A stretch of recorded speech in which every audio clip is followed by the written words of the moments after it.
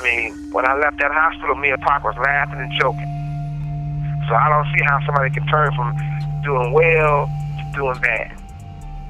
So you seriously think that he might still be alive? I'm gonna tell you this, Pac, you never know. So he was conscious on the way to the hospital? He was conscious on the way to the hospital. He was conscious in the ambulance. He was conscious after they did the surgery. What was the last thing that he said to you? They love me.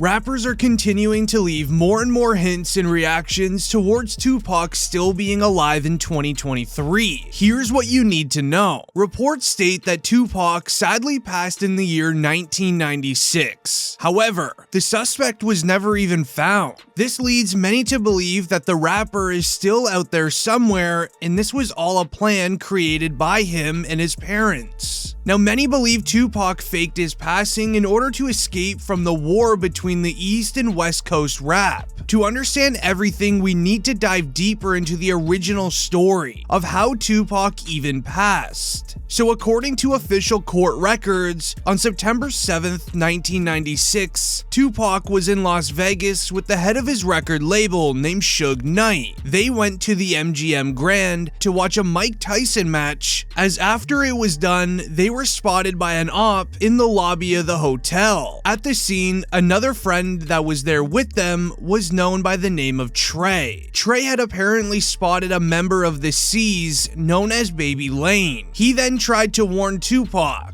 Tupac would then supposedly go up to Baby Lane himself and ask if he was from the South, to which Tupac would immediately start swinging towards the man, causing a massive altercation. This needed security to come and break it up. Tupac and Suge Knight would then go on their own and go right back to their hotel to change their clothing. Then the two would go off to a local club to party it up. At roughly 11 p.m., the two were then pulled over for listening to their music too loudly on the Las Vegas Strip, as well as driving without a license plate. However, their license plates were actually located in the trunk of their vehicle, to which they then put the license plates back onto their vehicle and began driving. A few minutes later, a Cadillac then stops by, where a mystery man in the back seat starts using a firearm towards Pac and Suge. Tupac would sadly be hit multiple times, Suge Knight as well. However, Suge Knight was able to drive off for about a mile before getting pulled over once again. Once the police officer gets to the window of Suge Knight's vehicle, he figures out that they just been through a drive-by and he calls for a local ambulance immediately. With the ambulance now taking too long in Las Vegas, the police officer himself then rushes the two to the local hospital himself, as Tupac was clearly in critical. Once arriving to the hospital, the doctor would have to put Tupac into a coma immediately to stop it from getting worse. Tupac would sadly stay in the hospital for quite some time. Suge Knight actually was released earlier on that night, as not much damage had been done to him. And then, about a week later on September 13th, Tupac would allegedly pass from the injuries that were caused on September 7th. But oddly enough, the case was actually never solved. Even Snoop Dogg would share the night was just very weird, and that he was actually supposed to be in the vehicle with Tupac and Suge Knight. You were with Tupac, though. In regards to Tupac,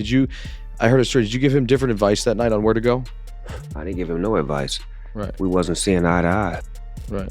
So saying during the Tyson. Yeah, this incident that I'm explaining to you right now was the day before that. Okay.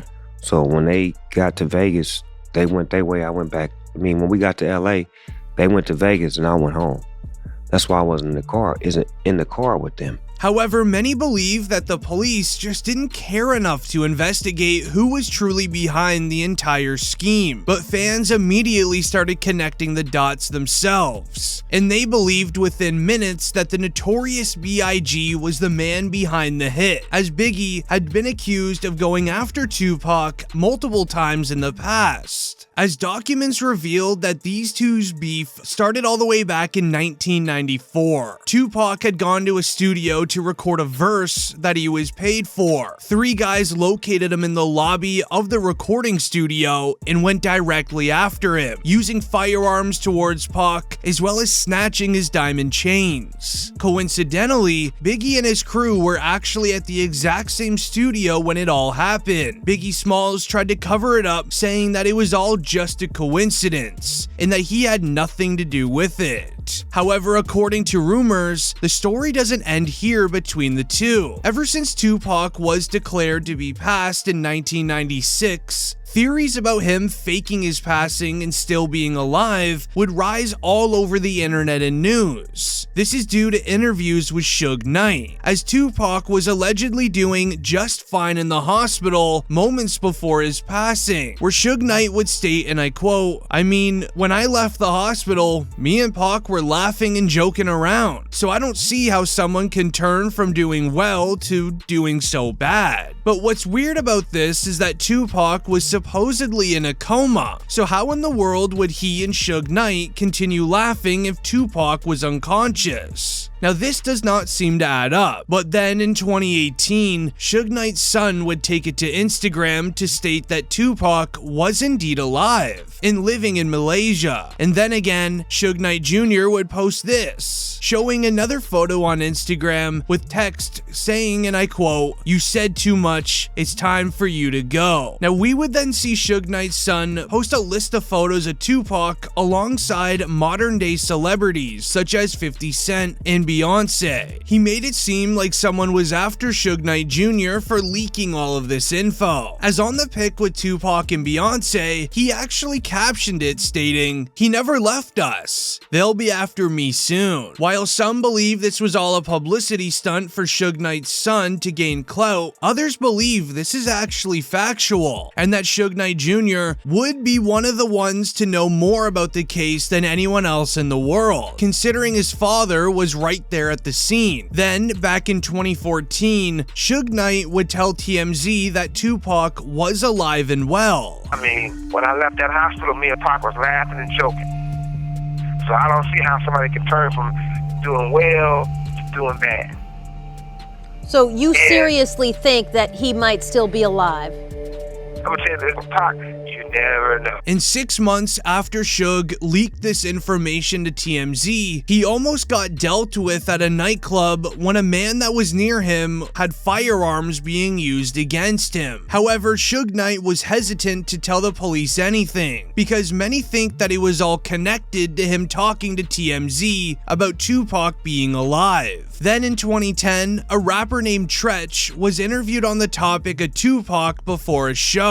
Tretch and Tupac were very close friends back in the day, even working on a couple of albums together. However, here's where things get interesting. After Tretch's interview, the cameraman forgot to stop recording. He accidentally placed his camera on the floor as someone was handing him something that he needed his hands for. Now in the footage, you can hear the interviewer asking Tretch about Tupac, to which Tretch responds, "Last time I saw him, he was in Cuba."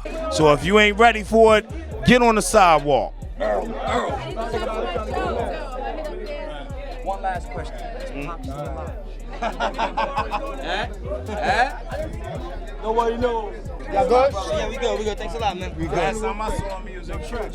Tupac being alive in Cuba is most likely the most popular theory to this day. His aunt has been living in Cuba ever since 1994, after she was convicted of going after someone in the USA and she had to escape. Then in 2018, a website called Reporters posted a photo of Tupac allegedly partying with Rihanna in Cuba. As some say the picture is fake, many fans do believe it's real. In fact, the Cuba theory has become so popular as rappers began reacting to him being alive in Cuba, such as Kendrick Lamar, who references it in his track titled Element, where Kendrick Lamar raps the words 1 through 5, that's the only logic. fake my passing, go to Cuba. That's the only option. Eminem would even rap about it too in one of his freestyles, where Eminem would react saying, and I quote, "A lot of talk and rumors on us. Who's the hottest? To be honest, hip-hop ain't been the same since Tupac moved to Cuba." Then a video released on a news website would show a video of Tupac supposedly chilling in a parking lot in Cuba.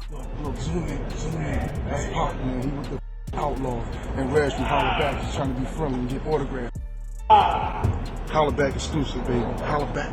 In 2012, Suge Knight would also state that the situation with Tupac was very sketchy when it was all said and done. Suge Knight went on a radio show to state, and I quote, "Maybe the question is, Tupac really isn't gone. Pac actually might be somewhere else." Suge Knight said live on the air, "Nobody actually seen Tupac gone. The man in charge of dealing with Tupac after it was all said and done got roughly $3 million. Personally, from me, cash. Next thing I know is I never heard from the guy or even seen him again. He retired and he left." Then another very strange detail was the official reporting for Tupac's passing allegedly listed him as 215 pounds. However, Tupac is a very slim dude. Standing at 5'9", most sources say he actually weighed at 160. The estimator being off by this much was definitely suspicious. And then an entire movie documentary was released in which details the fact that Tupac is still alive. The filmmaker Rick Boss got straight to the point, talking about how Tupac escaped from a helicopter in Las Vegas. According to him, Tupac knew someone was going after him, so he ordered a helicopter to rescue him. Tupac would then use a body double to fake his passing and have the world believe that he was not alive. And finally, possibly the wildest theory about Tupac is that he planned everything that went down, leaving clues for his fans to find, which would ultimately keep his music relevant as well.